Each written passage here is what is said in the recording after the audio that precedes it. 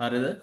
එතකොට මං කිව්වේ අර fast twitch fibers තමයි මාංශපේශී අධිවර්ධනය සඳහා ඒ වගේම මලල ක්‍රීඩා අර බලය, ජවය, උලංගිතාවය වගේ යෝග්‍යතා ගුණයන් අවශ්‍ය කරන මූවමන්ට්ස් වලට ගැලපෙනම ෆයිබර් ටයිප් එක තමයි ෆාස්ට් ට්විච්. එතකොට සයික්ලින් මැරතන් කරන ඒවා කියන්නේ ගොඩක් වෙලා එක දිගට අකණ්ඩව පුහුණු වෙන දේවල් වලට එන්ඩියුරන්ස් ටයිප් එකේ දේවල් වලට ස්ලෝ ට්විච් ෆයිබර්ස් අවශ්‍යයි ගොඩක්. වැඩි ප්‍රතිශතයක් ස්ලෝ ට්විච් නම් ඇඟේ තියෙන්නේ. ඒ වගේ කට්ටියට එන්ඩියුරන්ස් ඇක්ටිවිටීස් තමයි හරියන්නේ. ඉතින් දැන් ඔයා මේ නිර්වායු පුහුණුවක් එහෙම නැත්නම් ප්‍රතිරෝධතා පුහුණුවක් කරනවා නම් රෙසිස්ටන්ස් ට්‍රේනින් එකක් කරනවා නම් ඔයාගේ මේ ස්ලෝ ට්විච් ෆයිබර්ස් වල තියෙන පවර් ප්‍රොඩක්ෂන් එකත් වැඩි කරගන්න පුළුවන්. ෆාස්ට් ට්විච් ඒ කියන්නේ type 2X ඒවා කොහොමත් පවර් එක පැත්තට තියෙන පවර් ප්‍රොඩක්ෂන් එක. එතකොට අර type 2A ඒවත් ගෙත් පවර් ගතියකුත් තියෙනවා එන්ඩියුරන්ස් ගතියකුත් තියෙනවා මික්ස් එකක්. type 1 ඒවා එන්ඩියුරන්ස්. එතකොට ට්‍රේනින් කරද්දී අර type A එහෙම නැත්නම් type 1 slow twitch ඒ වගේ අර power qualities අපිට improve කරගන්න පුළුවන්.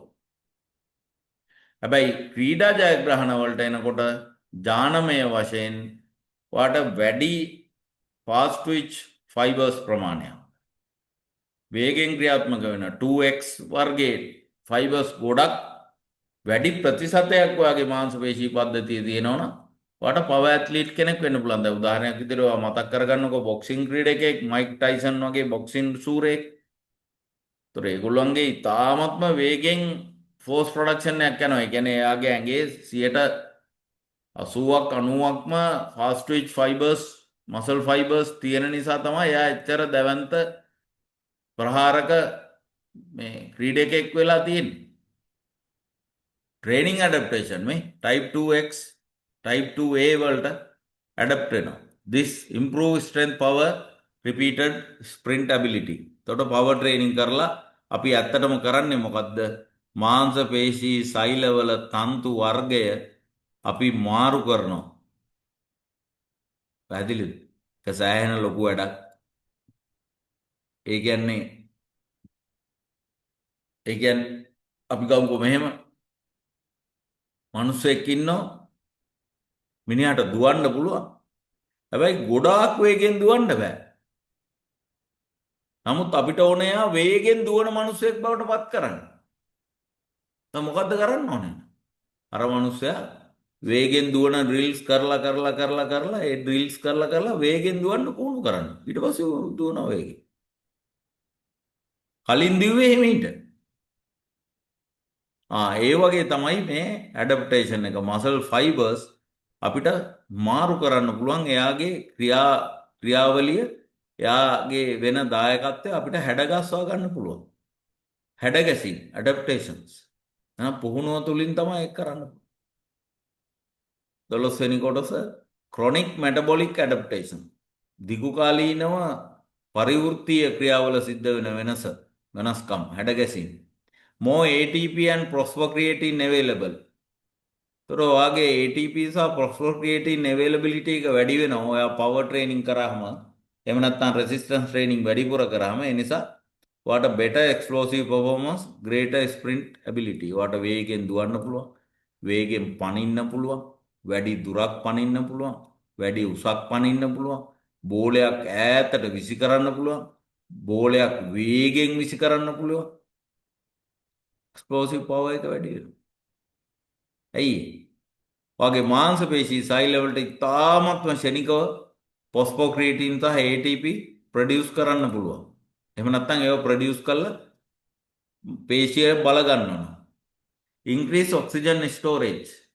muscle stores more glycogen, benefit greater training capacity, delayed fatigue.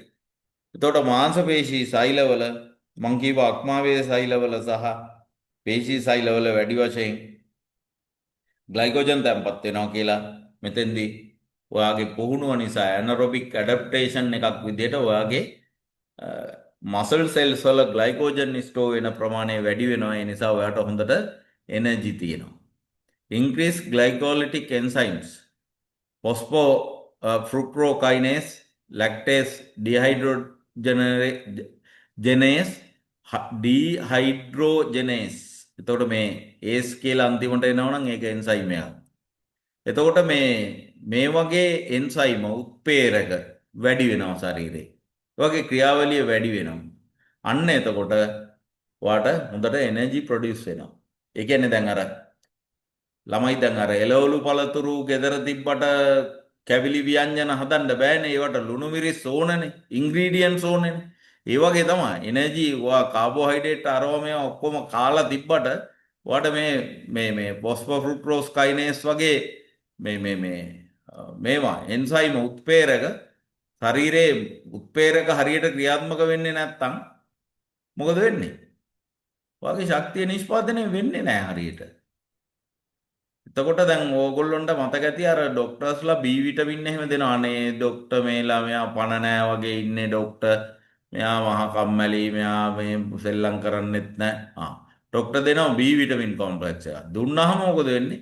එයාගේ මේ ග්ලයිකෝලිටික් එන්සයිම් ප්‍රොඩක්ෂන් එක එහෙම මේ එන්සයිම එහෙම නිෂ්පාදනය කරන්න ඇකට අරවා මේ නියුට්‍රියන්ට් වෙනවා. පෝෂක පදාර්ථ බවට පත් වෙනවා. එතකොට අන්න එයාගේ එන්සයිම ක්‍රියාකාරීත්වය වැඩි, එනර්ජි ප්‍රොඩක්ෂන් එක හොඳයි. මිනිහා පොඩ්ඩක් දඟලලා කරලා සෙල්ලම් කරලා ඉන්නවා පොඩි එකා. පැහැදිලිද? අන්න ඒ වගේ වැඩක්. improve lactate buffering capacity. අර අපිට ලැක්ටේට් කියලා කියන්නේ සීමාකාරී සාධකයක්. මොකද ලැක්ටික් ඇසිඩ් නිසා අපේ මසල් එක ෆැටිග් වෙනවා, අකර්මණ්‍ය වෙනවා. ලැක්ටික් ඇසිඩ් හයිඩ්‍රජන් අයන්ස් නිසා අපේ මසල් එක ෆැටිග් වෙනවා. ඉතින් දැන් ඔයා regularly strength conditioning exercises resistance training කරද්දි මොකද වෙන්නේ? ඔයාගේ ලැක්ටේට් ත්‍රෙෂෝල්ඩ් එක එකකට කියනවා. ලැක්ටේට් නිෂ්පාදනය වෙන එලිපත්ත ඒ සීමාව එහාට ඉස්සරහට තල්ලු වෙනවා. ඉස්සර ඔයා විනාඩි 20ක් යනකොට ෆැටි. ඊට පස්සේ විනාඩි 25ක් විතර එක දිගට යන්න පුළුවන්. ඊට පස්සේ විනාඩි 30ක් විතර එක දිගට සෙල්ලම් කරන්න පුළුවන්. ඊට පස්සේ විනාඩි 40ක් 45ක් පැයක් අම්මා මෙන්න මෙයා මාස 6ක් විතර හොඳට ට්‍රේනින් කරලා දැන් පැය දෙකක් විතර හොඳට සෙල්ලම් කරනවා. වොලිබෝල්, රග, ෆුට්බෝල් මොනවා හරි කමන්නේ. හරි අන්න ඇයි එයාගේ ෆැටිග් රෙසිස්ටන්ස් එක ඉස්සරහට තල්ලු වෙලා. දැන් ඕකම මම අද එක්ස්පීරියන්ස් කරා. දැන් මම සාමාන්‍යයෙන් රෙපිටිෂන් 300ක් කම්ප්ලීට් කරේ සාමාන්‍යයෙන් රෙපිටිෂන් 20 25 30 විතර වගේ සෙට්ස් වලින්. දැන් මට පුළුවන් එක සෙට් එකකට රෙපිටිෂන් 40ක් 50ක් විතර කරන්න. අමාරුයි බට් කරන්න පුළුවන්. ඇයි මගේ quadriceps muscles වල lactate accumulate වෙලා මාව ෆැටිග් කරන සීමාව ඉස්සරහට තල්ලු වෙලා. පැහැදිලිද? ඒකයි කියන්නේ මේව කරලා බලන්න කියලා. ලැක්ටේට් ත්‍රෙෂෝල්ඩ් එක ඉස්සරහට තල්ලු වෙනවා කියන එක නැත්නම් ඉතින් ඔයා ජීවිතේට තේරෙන්නේ නැහැ. ඉතින් ඔයාට ඇත්ත වශයෙන්ම කියනවා නම්. පැහැදිලිද? බොඩි බිල්ඩින් කරපු ළමයි එවනම් පිරිමි ළමයින්ට එහෙම ටිකක් තේරෙනවා ඇති. මේ කියන්නේ මේ වගේ සිද්ධියක් කියලා. ඉතින් අර රෙපිටිෂන්ස් වා රෙපිටිෂන් 20ක් 25ක් 30ක් 40ක් කරන්නකෝ බලන්න එක එක්සර්සයිස් එක. කරගන්න බෑ මුලින්. පස්සේ පුළුවන් වෙනවා. අන්නේ පස්සේ පුළුවන් වෙන එක තමයි ඔයාගේ හැඩ ගැසීම ඇඩැප්ටේෂන් එක. ඒ හැඩ ගැසීම් සිද්ධ වෙන්නේ නිකන් නෙමෙයි. ඔයාගේ මේ අපි දැන් මේ කතා කරපුවා ඔයාගේ ග්ලයිකෝජන් ග්ලයිකෝජන් ඩිපොසිට් එක වැඩි වෙලා, ATP ඩිපොසිට් වැඩි වෙලා, ක්‍රියේටින් ෆොස්ෆේට් ක්‍රියාකාරීත්වය වැඩි වෙලා, ඔයාගේ අර එන්සයිම ශක්තිය බවට මේ ග්ලූකෝස් එහෙම පරිවර්තනය කරන එන්සයිම ප්‍රමාණය වැඩි වෙලා, ඒ වගේ ක්‍රියාකාරීත්වය වේගවත් වෙලා, වගේ ස්නායු පද්ධතියේ ක්‍රියාකාරීත්වය වේගවත් වෙලා, එහෙම තමයි මේ වැඩේ වෙලා තියෙන්නේ. මේවා ඉතින් මේ ගෙදරක පුටුවකට වෙලා ටෙලිඩ්‍රාමා බල හිටියට නම් ලොෙත් වෙන්නේ නැහැ. ජිම් එකට ගිහිල්ලා මැෂින් ඉක්විප්මන්ට් අතක ගා හිටියට නේද මතුමාත්? ජිම් එකේ ගිහිල්ලා මැෂින් වල වාඩි වෙලා ගෑන් ළමයි දිහා බල හිටියට හරිද? කිසිම දෙයක් වෙන්නේ නැහැ. වෝකින් ට්‍රැක් එකකට ගිහිල්ලා මේ බල්ලෝ ඇවිදින ඒවා බල හිටියට හරිද? මේ ෆෝන් එක ඔබ එහෙට මෙහෙට ඇවිද්දට නම් වෙන්නේ නැහැ වැඩේ. ඒ නියම විදිහට ට්‍රේනින් කරන්න. ට්‍රේනින් ඇඩප්ටේෂන් එකක් වෙන්නේ එතකොටනේ. එහෙම නැතුව වෙන්නේ නැහැ වැඩේ. හරිද? ඒ විදිහට පුහුණු වීම කරන්න ඉතින්. කරලා තමයි ඉතින් ඔයා එක්ස්පීරියන්ස් කරලා මේක ඉගෙන ගන්න ඕනේ. අපි අතාරන්නේ ප්‍රායෝගික විෂයන්. Improve lactase buffering capacity. The body becomes more effective and handling glycogen hydrogen bonds. Result higher training intensity can be sustained. පැහැදිලි නේද? එතකොට මේ මේවා නිසා මොකද වෙන්නේ? ඔයාගේ ලැක්ටේස් බෆරින් සෝන් එක බෆරින් කැපැසිටි එක ඉස්සරහට තල්ලු වෙනවා. Chronic hormonal adaptations. Long-term resistance training may produce increased testosterone sensitivity, increased growth hormone response, increased IGF-1 activity, improve insulin sensitivity, enhance nutrient partitions. These adaptations support recovery, muscle growth and performance. එතකොට වාගේ මේ කියන මේ හෝමෝනල් මේ දැන් ස්නායු ක්‍රියාකාරීත්වයත් එක්ක ඔයාගේ අන්තරාසර්ග පද්ධතිය එන්ඩෝක්‍රයින් සිස්ටම් එක හෝමෝන පද්ධතිය කික් ස්ටාර්ට් වෙනවා. ඔයාගේ ටෙස්ටස්ටරෝන් ලෙවල් එක වැඩි වෙනවා. ග්‍රෝත් හෝමෝන් වැඩි වෙනවා. ෆැට් බර්න් වෙනවා. ස්කින් එක සුදු වෙනවා. ලස්සන වෙනවා. අනවශ්‍ය ෆැට් දහනය වෙනවා. ඇඟ ෂේප් අප් වෙනවා. පිරිමි ළමයින්ගේ මසල්ස් අධිවර්ධනය වෙනවා. මාංශපේශී ශක්තිමත් වෙනවා. ශක්තියෙන් වැඩි වෙනවා. එතකොට ඔය ෆැටි ලිවර් කන්ඩිෂන්ස් ඉන්සුලින් ප්‍රතිරෝධතාවය නිසා එන්නේ. ඉන්සුලින් ප්‍රතිරෝධතාවයක් තියෙනවා නම් ඒක නැති වෙනවා. ඉන්සුලින් හොඳට සෛල වලට ඇවිල්ලා සම්බන්ධ වෙන සෛල තුලට ග්ලූකෝස් ගමන් කරලා ග්ලූකෝස් හොඳින් දහනය වෙනවා. එතකොට බ්ලඩ් ග්ලූකෝස් අඩු වෙනවා. හරි. එතකොට හරියට ඔයාගේ නියුට්‍රිෂන් ඒ වැඩේට දායකත්වය දෙනවා. ෆැට් එනර්ජි ප්‍රොඩක්ෂන් එකට protein repair and build up එකට හැමදේම ලස්සනට සිද්ධ වෙනවා ඇඟේ. වෙන්නේ මොකක්ද අන්තිමට රිකවරි එක ඉක්මන්, මසල් ග්‍රෝත් එක ඉක්මන්, performance level එක වැඩි වෙනවා. Performance adaptations.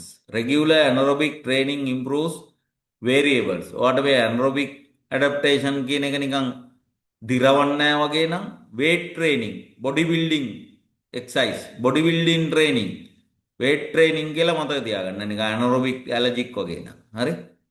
variable strength එක මොකද වෙන්නේ? improve වෙනවා. power වැඩි වෙනවා. speed වැඩි වෙනවා. sprint performance වැඩි වෙනවා. vertical jump එක වැඩි වෙනවා. muscular endurance වැඩි, agility වැඩි, bone density වැඩි, lean body mass එක වැඩි වෙනවා. athletic performance increase වෙනවා. හරි? එතකොට මේවා එකක්වත් සල්ලි දීලා ගන්න බෑ. You have to physically do. ඔයා කායිකව ක්‍රියාකාරී විය යුතුමයි. Practical applications, strength development, training variables, 80 to 100%, 1 rep max, 1 to 6 reps, 3 to 6 sets. මෙන්න මේ විදිහට කරන්න ස්ට්‍රෙන්ත් එක වැඩි වෙන්න ඕන.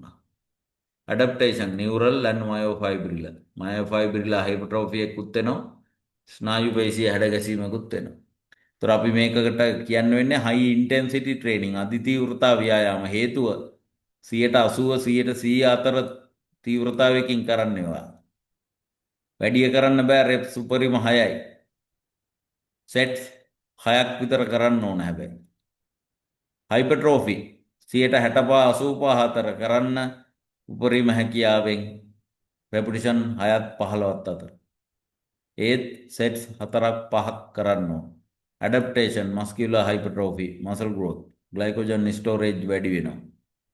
power training නම් 130-180 අතර 1 repetition maximum effort එකෙන් තමන්ගේ උපරිම හැකියාවෙන් 130-180 අතර.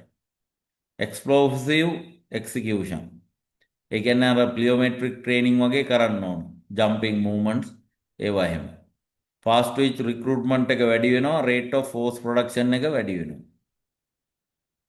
anaerobic endurance.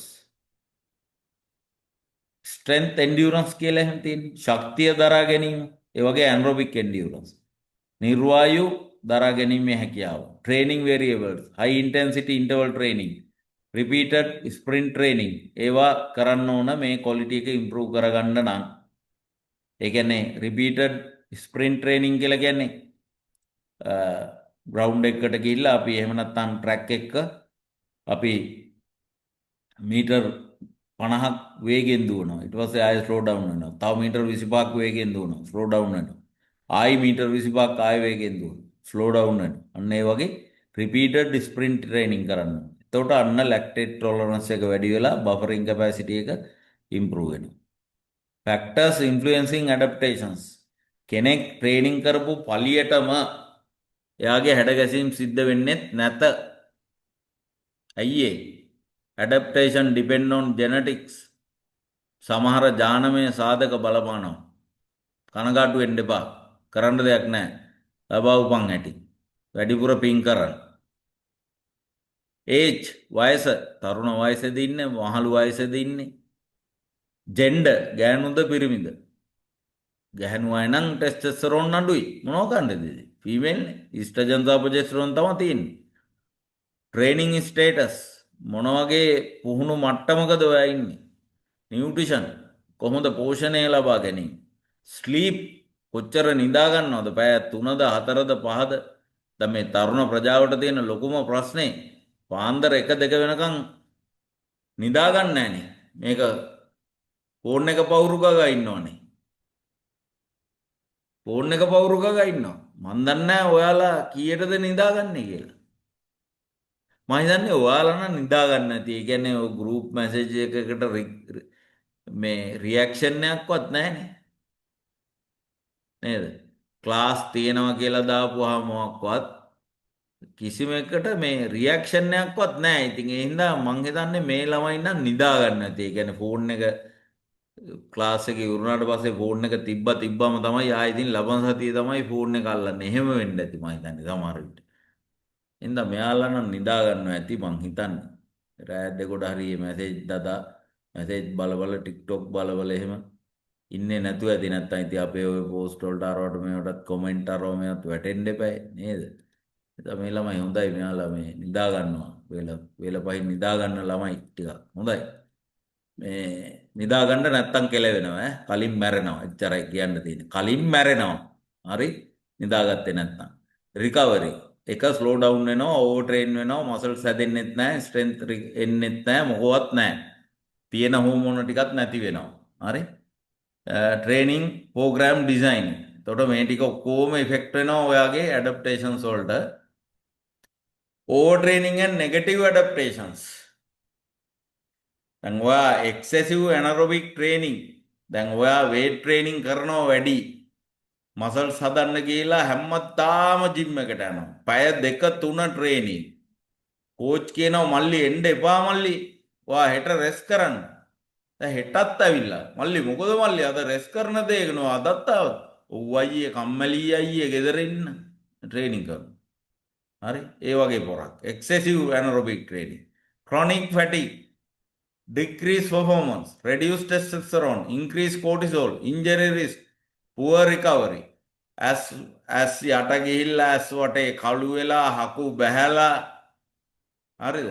මසල්ස් තිබිච්ච ටිකක් නැහැ කැස්වටුවා වගේ වෙනවා ටික දවසක් ගිහිල්ලා බලද්දි. මොකද? Over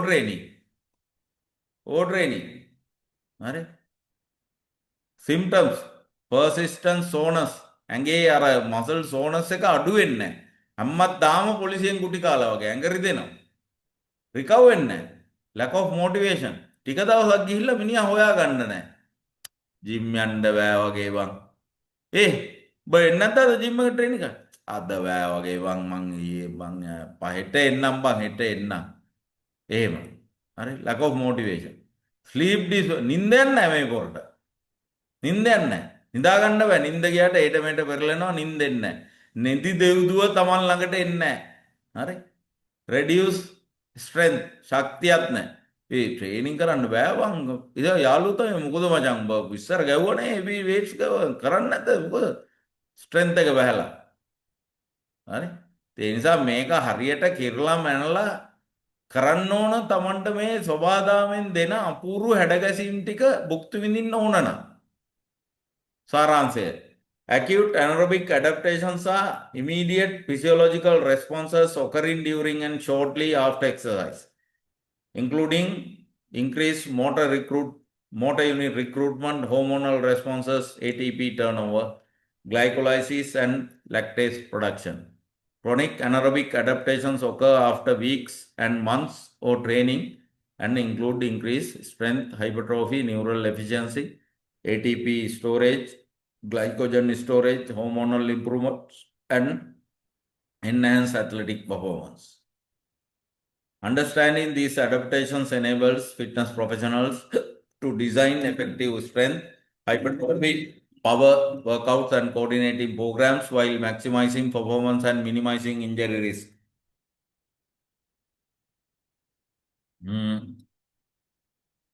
Key terms.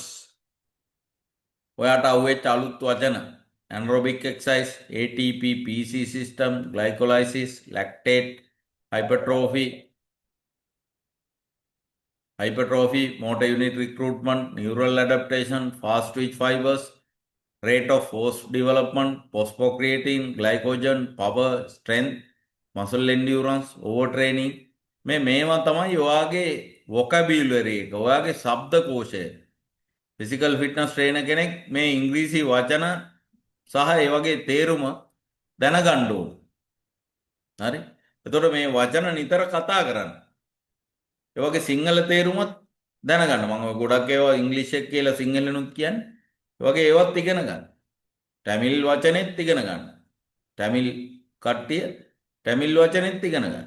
මොකද්ද මේකට තමිල් වලින් කියන්නේ? නේද? ඉතින් නමුත් ඒවා අර සිංහල වලට තමිල් වලට එහෙම ට්‍රාන්ස්ලේට් කරද්දී වගේ ඒවා ටිකක් ගැලපෙන්නේ නැහැ වගේ ගතියක් තියෙනවා. මොකද මේක බටහිර විද්‍යාවක්, බටහිර දෙයක්, සබ්ජෙක්ට් එකක් අපි ඉගෙන ගන්න නිසා. ඒ නිසා අපි අද කතා කරේ සාමාන්‍ය රෙසිස්ටන්ස් ට්‍රේනින් එකක් කරද්දී, එහෙම නැත්නම් weight training exercises කරද්දී, එහෙම නැත්නම් ඔය මීටර් 100 200 දුවන ඒවා, යගුලිය කවපෙත්ත විසිකිරීම, උස පැනීම, දුර පැනීම වගේ ක්‍රීඩා කරනකොට ඒවා ඒ ක්‍රීඩා සඳහා තියෙන පුහුණු වීම කරනකොට කෙනෙකුගේ ශරීරයේ සිද්ධ වෙන හැඩගැසීම්. එතකොට ඒවාගේ පරිවෘත්තීමේ වශයෙන් පේශීවල, අස්ථි පද්ධතියේ, ස්නායු පද්ධතියේ, හෝමෝන පද්ධතියේ මොන වගේ වෙනස්කම්ද සිද්ධ වෙන්නේ කියන එක පිළිබඳව ඔයාලට අවබෝධයක් අවශ්‍යයි. ඉතින් වැඩේ වෙලා තියෙන්නේ මම ලෙසන් රෙකෝඩින්ග්ස් උත් දානවා, ඒවා බලන්නෙත් නැහැ. මේ ඉතින් ඔයාට මේකෙන්ම තේරෙනවා නම් හොඳයි. මේ වගේ පාඩම් මම යෝජනා කරනවා ඔයා නැවත නැවත ලෙසන් රෙකෝඩින්ග්ස් එහෙමත් බලන්න. නැවත.